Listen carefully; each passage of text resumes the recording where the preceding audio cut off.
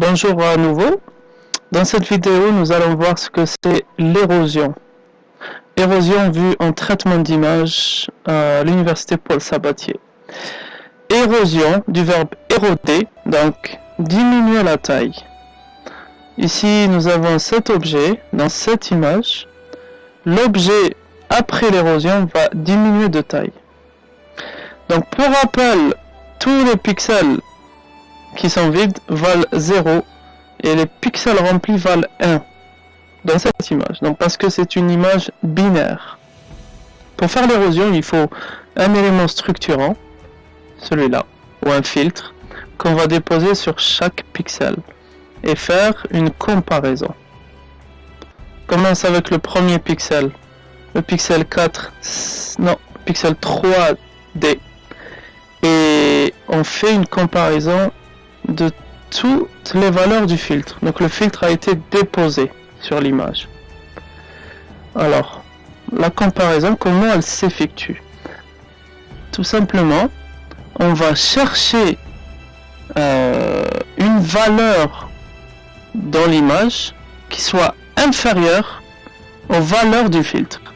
S'il y a une seule valeur de l'image qui est inférieure aux valeurs du filtre, alors on effectue une érosion. Érosion, ça veut dire effacer ou supprimer cette case, parce qu'on a mis le filtre sur cette case.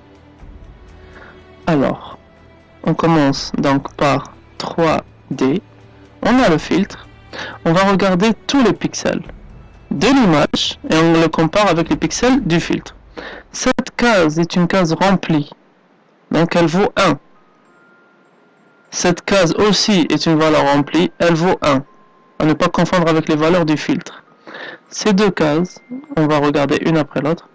Donc, on a commencé par celle-là.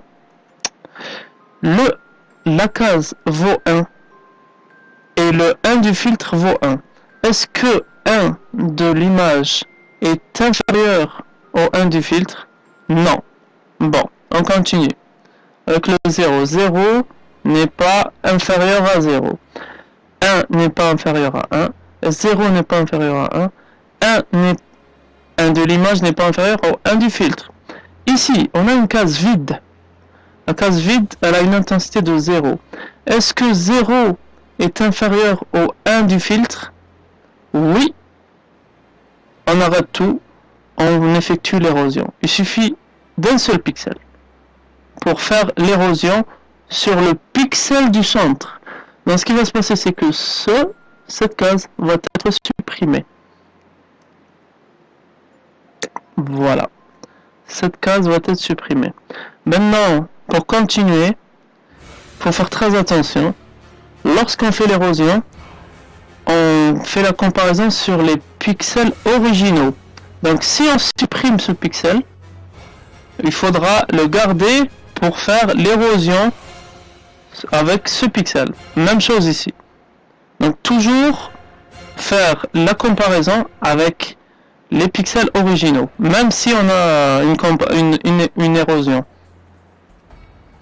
On continue, donc vous voyez ce pixel a disparu, mais on va le prendre en compte pour la suite. Si on continue, après avoir fait l'érosion pour 3D, on va faire maintenant pour 3E. Imaginons que ce filtre s'est déposé ici. On regarde toutes les valeurs du filtre. Et bien, si on prend cette valeur de l'image qui vaut 0 et on la compare avec ce 1 du filtre, on verra que le 0 est inférieur au 1. Donc, la case du centre subit une érosion. Donc, on va supprimer. Même chose pour ce pixel. Même chose pour ce pixel. Même chose pour ce pixel. Attention, pour chaque pixel, il faut faire la comparaison de toutes les valeurs du filtre. Il suffit ensuite de trouver une seule valeur de l'image inférieure au pixel du filtre pour faire l'érosion. Donc ça sera facile pour la première ligne. Qu'est-ce qui va se passer pour la case par exemple 4H? Eh bien, pour la valeur 4H, ce qui va se passer, c'est qu'il n'y aura pas d'érosion. Pourquoi? Parce que il n'y a pas de valeur dans l'image qui soit inférieure aux valeurs du filtre. Toutes les cases remplies valent 1. Elles ne sont pas inférieures à ces pixels. Ensuite, ce pixel n'est pas inférieur à 0, il est égal à 0. Donc, ici, il n'y a pas d'érosion. On va garder ce pixel. On le garde. Comme je l'ai dit, l'érosion a besoin des pixels originaux. C'est pas parce qu'on a supprimé ce pixel qu'on ne va pas l'utiliser pour la comparaison. On continue. Donc, on a dit qu'on garde ce pixel. Attendez. Voilà. Donc là, c'est pour voir que le filtre va se déposer ici, au milieu. Et en effet, on garde le pixel 4H. Maintenant, pour que ça soit plus facile, on va chercher tous les pixels qui vont être conservés. Donc à vue d'œil, par exemple, ce pixel-là va être conservé parce que tous les pixels qui sont autour de lui ont une valeur d'intensité qui vaut 1 parce que c'est des cases remplies. Et donc aucune n'est inférieure à ces valeurs du filtre. Si on fait l'érosion pour tous ces pixels, on verra qu'ils vont être conservés. Donc automatiquement, le reste des pixels seront supprimés. C'est logique. Vous pouvez vérifier par exemple avec celui-là ou celui-là. Vous verrez que ici il y a un 0 et le 0 est inférieur au 1 ici. Automatiquement, on obtient l'érosion des autres pixels. Tac, on les supprime, on garde le nouvel objet. On enlève les X rouges. Voici le résultat final. Ça c'est l'objet qui a été érodé, qui a subi une érosion. Donc cet objet est plus petit que l'objet d'origine. Par contre, ce que vous pouvez remarquer, c'est que si vous regardez la vidéo de la dilatation, vous remarquez que on n'a pas le même objet à la fin. Effectivement, ces deux pixels, celui-là, le 8F et 8H, ont été ajoutés. Donc si on effectue une dilatation, ensuite une érosion, il est fort possible qu'il y ait des pixels qui soient ajoutés.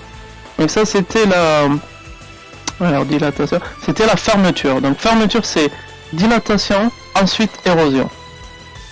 Voilà. Moi ce que je peux vous conseiller de faire, c'est de faire le même processus avec ce filtre ou celui-là et de m'envoyer les résultats pour voir. Je pourrais vous répondre peut-être. Voilà, donc ça c'était pour l'érosion. Au revoir.